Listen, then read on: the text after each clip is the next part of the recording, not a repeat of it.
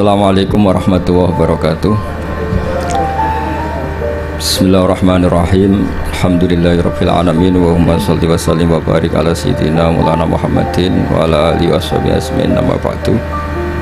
Ingkang kula hormati, sangat saya hormati mriki wonten Habib Hasan Al-Jufri, wonten Gus kawula putrane guru kawula Kiai Haji Taj Yasin, wonten Ketua MUI Jawa Tengah Kiai Haji Ahmad Daroji, wonten wakil saking Kemenak ing Biro Hukum Pemprov Jawa Tengah yang saya hormati, semua yang saya hormati.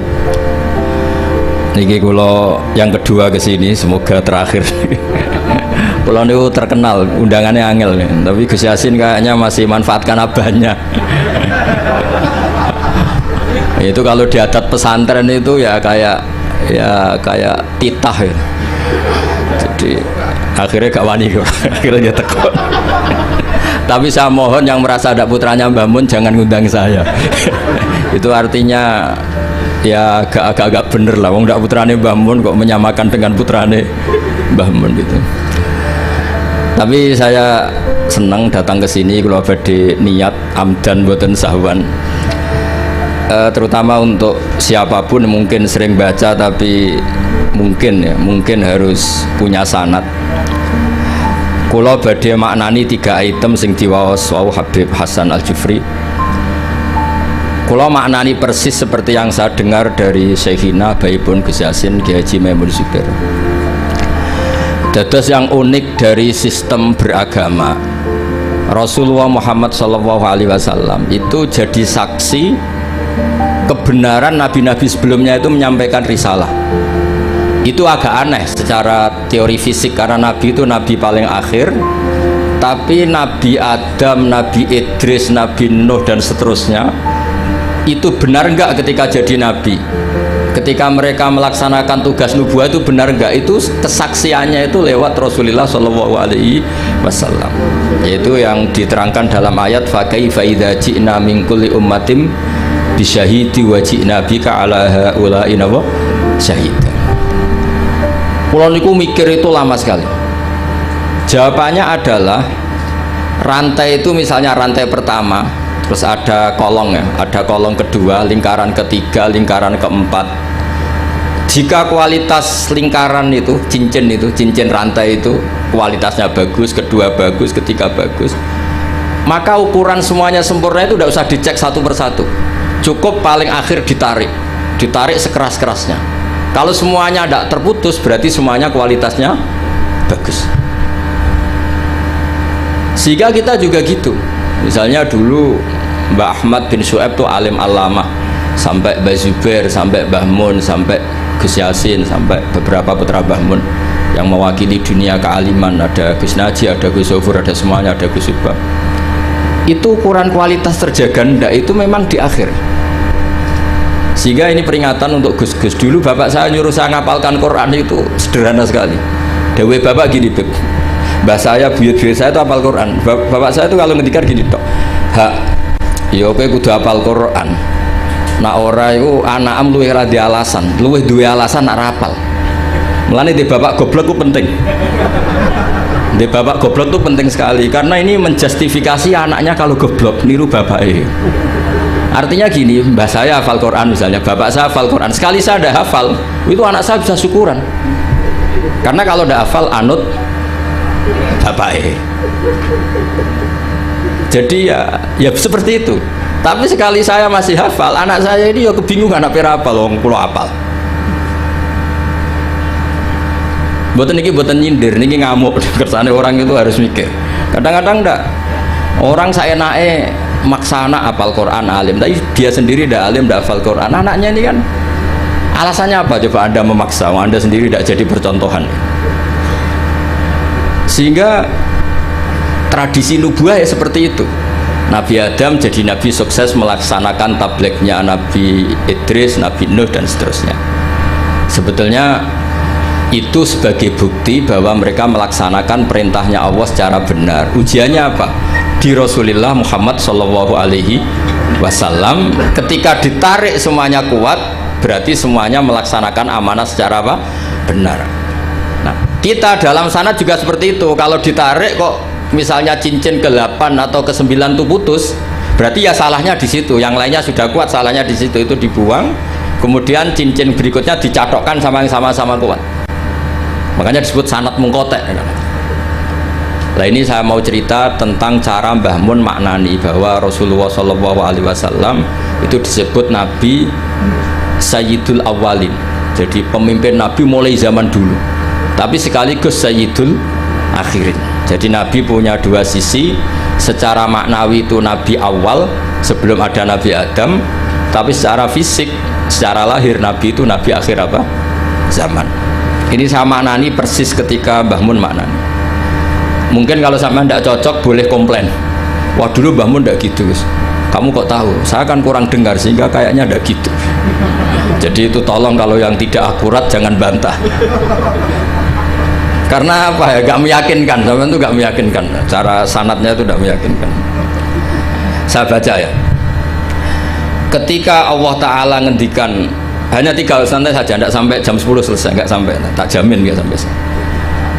Ketika Allah ngendikan bahwa ini nabiku Sayyidul Anbiya wa Jalul Asfiya wa Akramul Habaib, terus ada malaikat tanya, pila den dawuhno apa ngene, huwa Adam.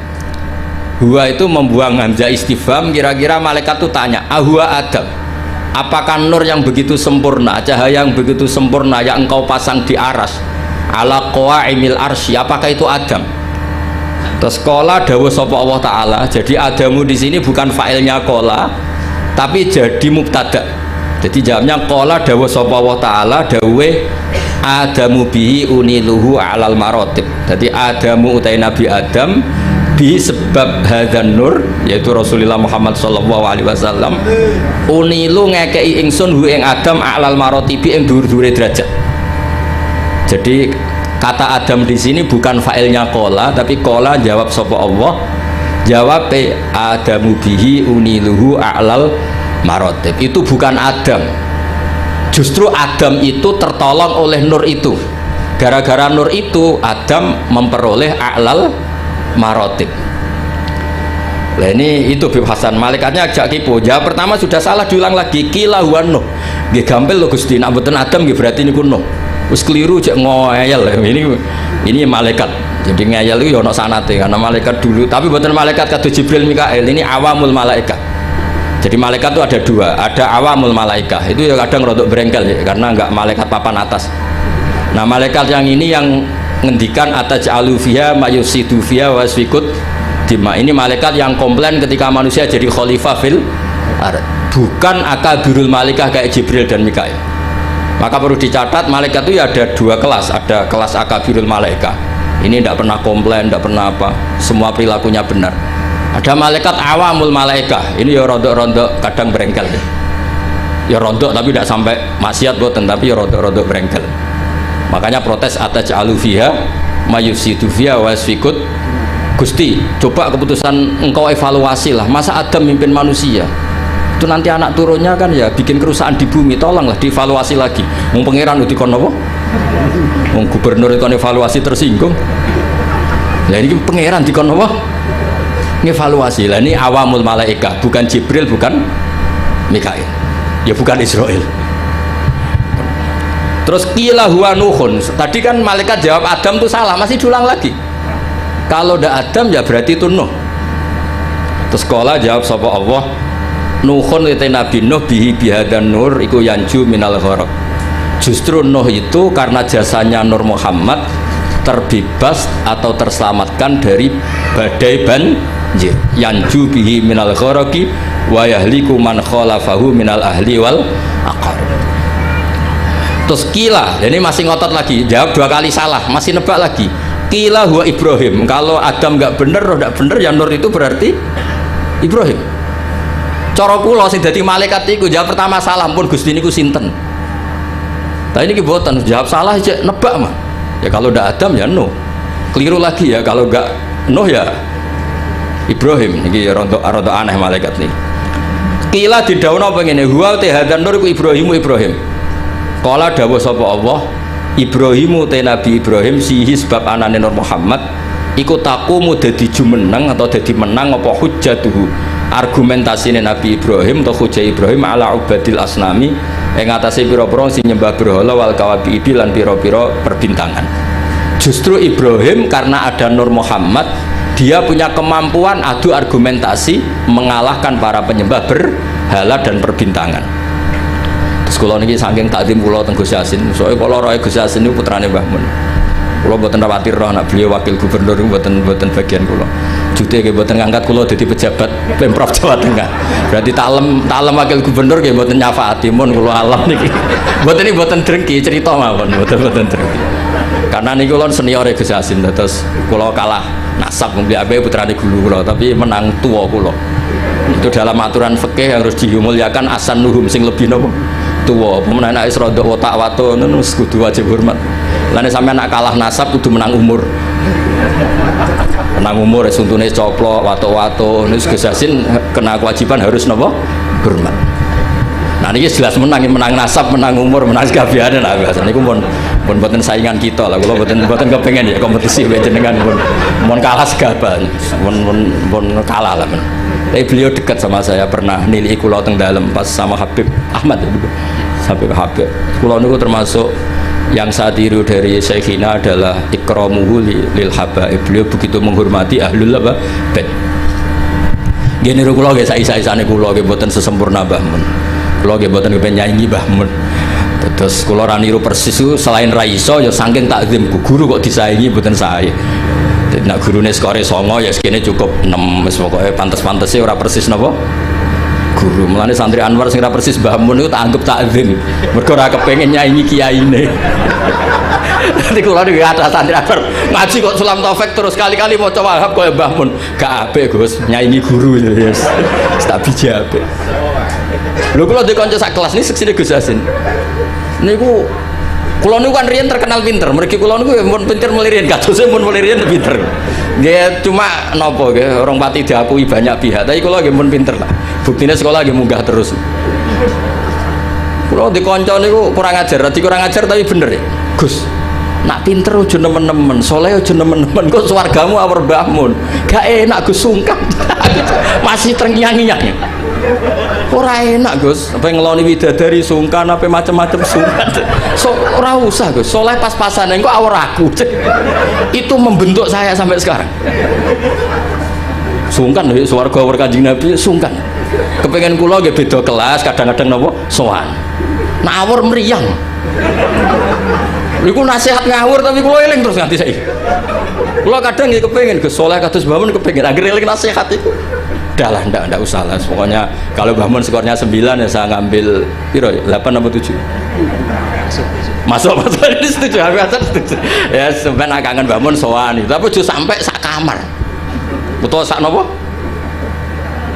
Sak kelas lah. Duh Gus Yasin, milih sak kelas napa bener. Milih budi sampean. Sak kelas napa sak ngisore? Sak kelas itu resikonya 2, 1 ngelama, 2 sungkan. Jadi kadang-kadang nasihatnya ora jelas itu ya masuk akal. Wah itu jelas kanca kula ora jelas to, anggere rape munggah itu syafaat to. Riyen di MGS itu ada sistem begini, ada kiai tukang nyafaati, namanya Kiai Fakih Gus. Itu kalau anak gak naik kelas ditanya, "Cung, nak ra munggah kelas ki ape ning ndi?" "Terminal, Mbah." Wah iku mesti diunggahno. Jare Mbah Fakih, "Aku ora kedosan aja iki dadi canakal meneh." Niki ilmune kiai, mboten ilmune birok. Kasih. Tapi ana neh takoki, "Cung kene ora munggah ya apa?" "Nggih kula baleni Mbah, ya ora munggah sing sabar."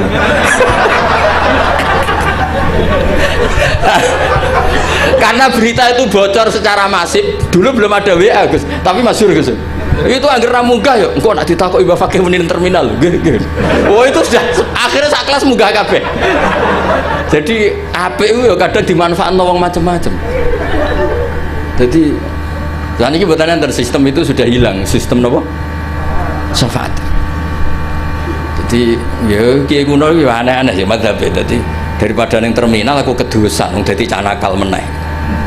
Akhirnya diunggahno. Ya rada masuk akal. Kalau badan ramno niku gak sih kapan-kapan gitu. Ilmu kula niku kathah, mergi guru kula kathah. Jadi kadang-kadang ilmu itu ya kathah. Bapak kula niku di pondok rapati kakan pelaturan. Jadi bapak kula kiai iku bengkel. Nek ora siap noto bocah mbulet ya ora usah dadi kiai. Mosok bengkel sing moro-rono mobil mewah, mobil waras, mesti sing rondok rusak. Ya kiai madzhabe macam-macam. Ya ana sing madzhab protektif, ana santri nakal-nakal iki pondok apa sarang. Ya sing sampean sing ngono. Kula wong saleh ora tau muni ngono. Dadi kiai iku butuh ijtihad. Terus pokoknya ngoten lah, sampean oleh ras setuju lah, wong kula ya ora maksum, iso wae salah. Cuma luwih sering sampean lah salah gitu. Kula mun ngajine mun kathah lah. Mun kula terusno. Mboten iki kula spesial karena takdim saya kepada Gus Yasin. Ini makna persis ketika saya ngaji sama Mbah Mun. Jadi lafat Adam Nuh itu bukan failnya kola. Kola jawab sapa Allah. Adamu te Nabi Adam bi sebab anane Nur Muhammad iku uniluhu alal marotib seterusnya. Lha niku kula apal tiba sampean ora usah ragu. Kula nggo kitab iku mau tawaduk tok, asline apal kula.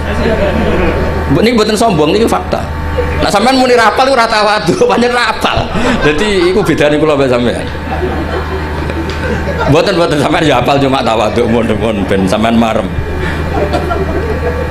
Kila den dawuhno iki malaikate ya rondok saenake wis jawab lira-kliru cek huwa Musa. Nah Adam keliru, Nuh keliru, Ibrahim keliru, nggih berarti niku Musa. Jadi dereng nyerah ijek tebak-tebakan kados kuis jawab ya. Terus kala dawuh sapa Allah Musa akhuhu. Utai Musa iku akhuhu dulure Kanjeng Nabi Muhammad sallallahu alaihi wasallam, mesti dulur dalam hal sama-sama ikhwanihi minal anbiya wal mursalin, walakin hada habibun. Musa itu habib, walakin hada tapi nek iki Muhammad iku habibun wong sing tak senengi, wa Musa kalimu wa mukhatib. Terus terakhir jawab kila wa Isa. Terus kala jawab sapa Allah Isa uti Nabi Isa yubasyiru iku sing nggo berita gembira sapa Isa bi kelawan Muhammad utawa Nur Muhammad. La wa te Nabi Isa bena den nubuwati pas sak ngarepe kenabiane Nabi Muhammad iku kal hajid kaya dene alis. Maksudnya Isa itu persis posisi sebelumnya Nur Muhammad sallallahu alaihi wasallam. Terus kula suwun kenangan ini penting sekali dari guru kita Kiai Haji Maimun Zubair, karena konstruksi kenabian Rasulullah sallallahu alaihi wasallam niku unik. Mulane niki kula mengke badhe maos berjanji, terus terakhir kula maos beberapa bait dari Simtud Duror, terus sampun niki tesih wonten waktu pinten niki? Cek wonten terus berapa jam cukup lah kanggo wong cerdas cukup. Nah niki kanggo wong cerdas cukup. Kula tesih emot niki rungokno tenan, niki mboten guyon tenan. Ketika Rasulullah Muhammad sallallahu alaihi wasallam memaklumatkan diri jadi nabi, itu problem utama itu nasab. Man huwa Muhammad hatta yadda'a annahu rasul rabbil alamin. Muhammad itu siapa? Kok bisa memaklumatkan diri kalau seorang dia adalah nabi? Karena syaratnya nabi itu harus cucu-cucunya nabi.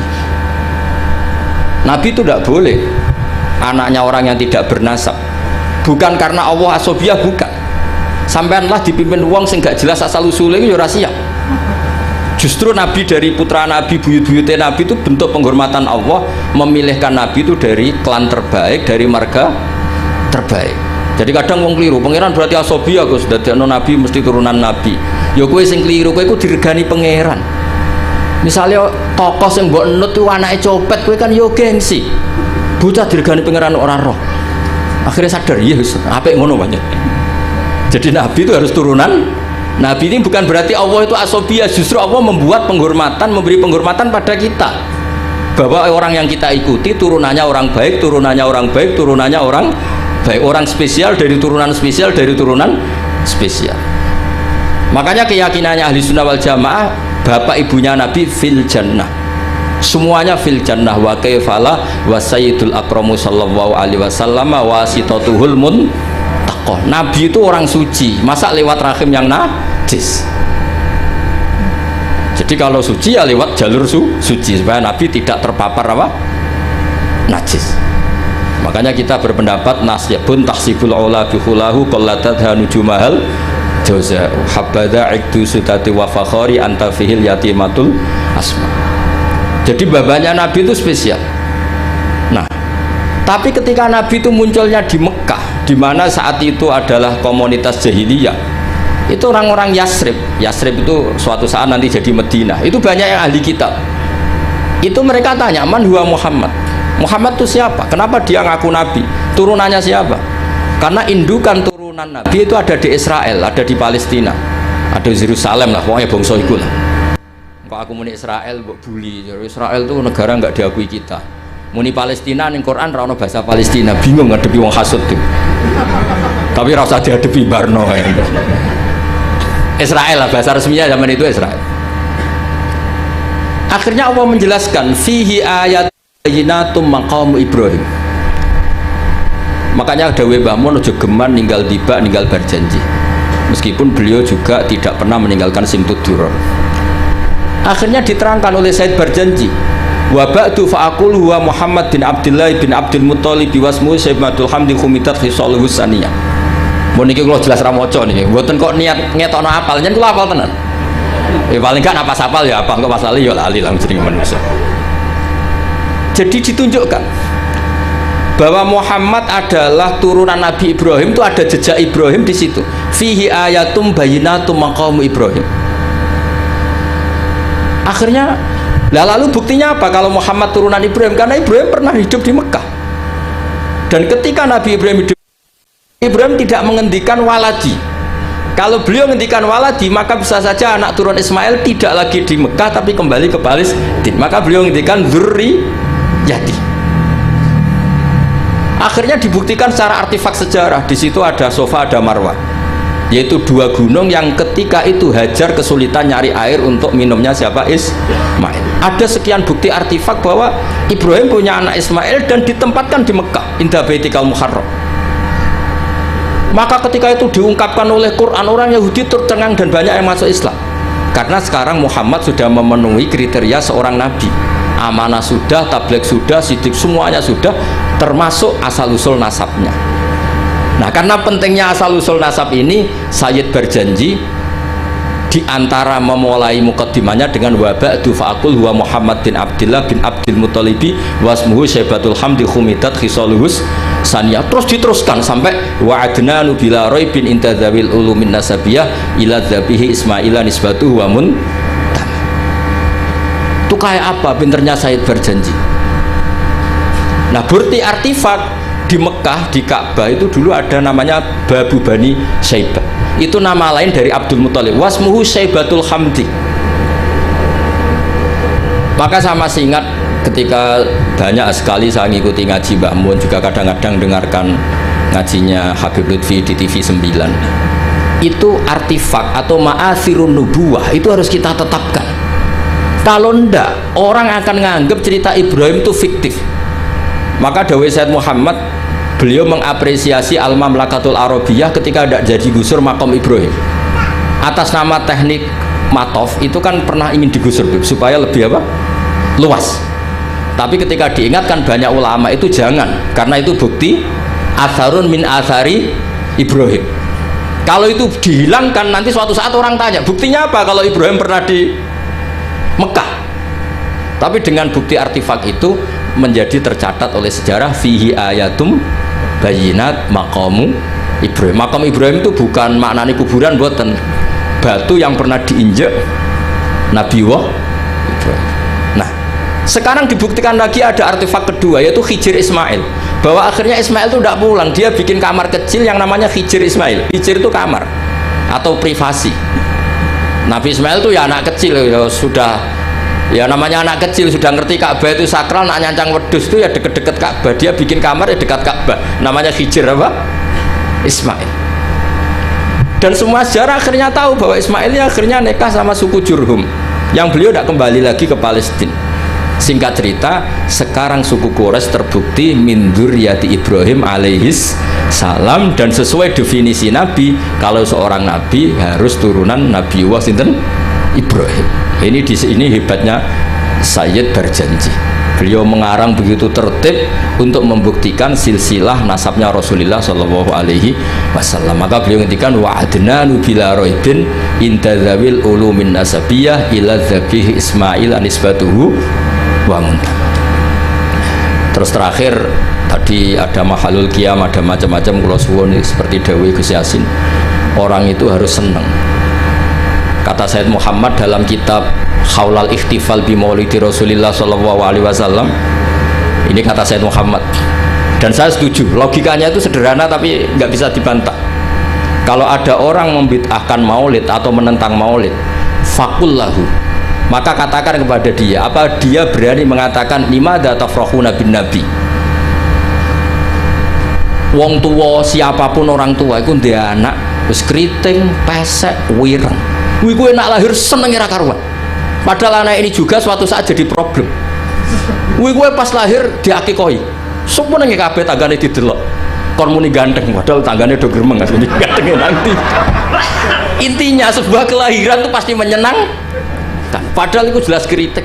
Apalagi kelahirannya Rasulullah Shallallahu Alaihi Wasallam, wis ganteng, ada nurnya, pewinter, wajahnya sempurna, ya ta'ala la wajhuhu tala'lu al-qamari fil lailatil badri. Apa berani? Kalau kita maulid itu kan ibaratun anil faroh bi maulidin nabi.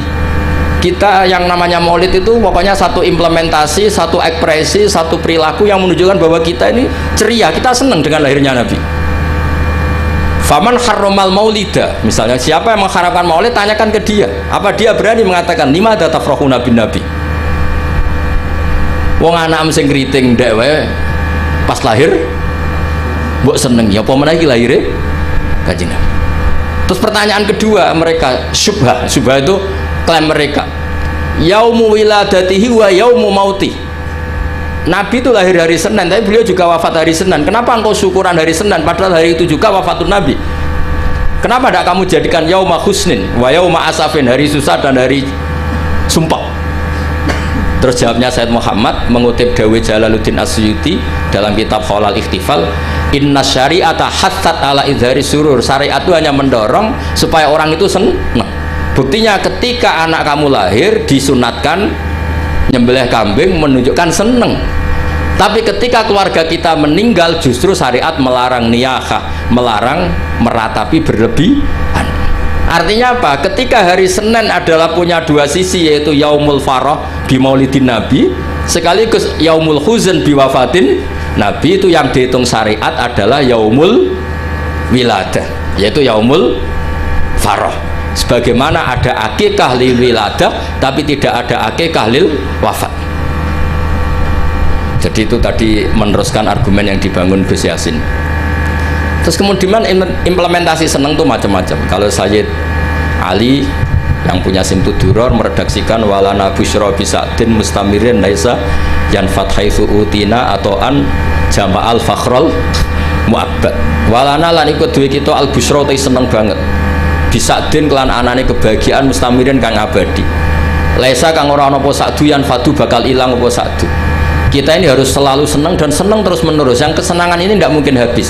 Haitsu utina atoan, karena kita diberi hadiah biwujudil Mustafa dengan adanya Kanjeng Nabi sing jama'al fakhrul mu'abbad, yang mengumpulkan semua keagungan yang abadi. Terus kalau berjanji tiba ada istilah sa'da abdun qatamalla wanjala anhul hazinu, akan bahagia orang yang menikmati lahirnya Nabi, dan wanjala anhul hazinu, sifat susahnya akan hilang.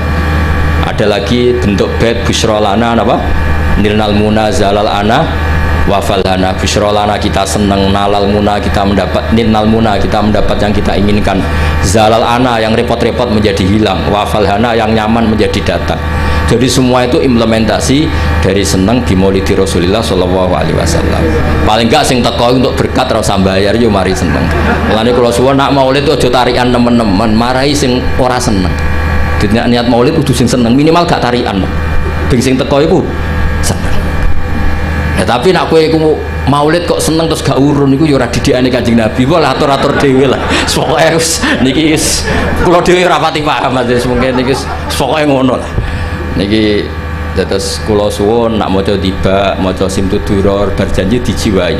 Termasuk kenapa harus ada penjelasan nasabnya Rasulullah Shallallahu Alaihi Wasallam, dan akhirnya orang yang Yahudi, orang Nasrani tahu bahwa Rasulullah Muhammad ini orang yang luar biasa. Ternyata beliau lahir dari rahim seorang nabi, yaitu Nabi Ibrahim. Berarti nggak ada bedanya dong. Mereka mengatakan Nabi kan Yusuf bin Yakub bin Ishak bin Ibrahim, Al-Karim Ibnul Karim. Mereka terus tanya, lalu Muhammad anaknya siapa? Akhirnya Allah memberi penjelasan fihi ayatum bayyinatum maqamu Ibrahim. Muhammad adalah turunan Khalilur Rahman Ibrahim. Buktinya apa? Di situ ada jejak Ibrahim. Dan Ibrahim saat meninggalkan Mekah, lalu ada pertanyaan, lah kenapa Ibrahim makamnya di Hebron di Israel? Ibrahimnya pulang tapi anaknya ditinggal, yaitu dengan menjelaskan ini askantu min dzurriyyati biwadin ghairi dzi zar'in inda baitikal muharram. Dengan demikian clear bahwa suku Quraisy adalah suku yang lahir dari Khalilur Rahman Ibrahim alaihis salam, dan semuanya punya tradisi yang luhur. Nah, tradisi ini yang terus dipuji oleh beberapa kitab madaih. Tarakus sifah hafalam yusibhum aruhu min adami wa ila abihi wa ummihi hafidhal ilahu karomatan li Muhammadin abahul amjada saunal ismi. Jadi hafidhal jogo sapa ilahu pangeran karomatan krono ngekei penghormatan li Muhammadin kedua Nabi Muhammad abahu ing mbambahe Kanjeng Nabi al amjada sing luhur-luhur saunan krono ngrekso ismi maring asmane Nabi. Nabi nanti kan pasti mengharamkan zina, itu pasti. Maka bapaknya ya tidak pernah zina, mbahnya ya nggak pernah zina. Jangan sampai ada perkataan Nabi ngaramkan kemudian dituduh babahmu ya seperti itu. Maka diantara Sama'il, diantara kelebihan Nabi adalah babahnya apa? Tarokus sifah hafalam yusibhum aruhu. Taroku podo ninggal sopo babah Nabi asifaha ing perzinaan. Falam yusib mongkora mekenani hum ing abaan Nabi opo aruhu cacate zino min adami wa ila abihi wa ummi. Terus kula suwun niki wonten Habib Hasan niki kanca kula sangat mahabbah beliau sering ketemu kula seneng sekali kalau pernah dititiki. Tapi nak ngundang dinego karena kula niku kan pondok kula niku pondok Quran, ini perlu dimaklumi. Pondok Quran itu benten ya, kalau pondok kitab itu anak 100 diujar sekali bisa Beb. Jadi kalau pondok Quran 5 saja bingung no, mergo story sitok ya ono sing lanyas setengah macam-macam. Nah, mana percaya jajal setor kula. Enggak terus gak hatam-hatam. Sampai kiai ini bingung. Fam bajasat fanjo. Bareng wae alimun hakim. Kiai ini lagi alim hakimun alim boten mbah niki kira kene dibantah kono alimun hakim ono sing hakimun. Mane zaman kula riyen setor falam madzhabu bi salah digenti wawu walam madzhabu bi surat Yusuf ono falamma ono napa sampean Yasin wae ingkana la sahatu wa hidatan faidhum khamidun barang wis faidhum jamila dene turun balik faidhum khamidun jare sing ngaji wah gak barbar balik ning arep lagi Yasin wae ngono apa meneh sak Quran. Kadang dase watin gurine wa tawassul bil haqqi wa tawassul bis sabr. Wong dase watin kok ilal ladzina amanu wa amilus sholihat wa tawassul. Iku malaikat Jibril bingung ngadepi.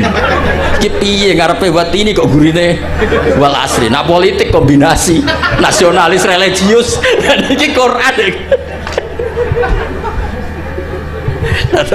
Terus itu Beb yang menjadikan saya tidak mudah menerima undangan kecuali pernah sepuh keluarga guru, karena iktidar lah saya ini memang pondok saya warisan dari bapak itu pondok Quran, jadi ya masyhul memang benar-benar saya ini sibuk. Untungnya agak diangkat pegawai Pemprov Gus Yasin tadi, makanya ya ngoten mawon. Assalamualaikum warahmatullahi wabarakatuh.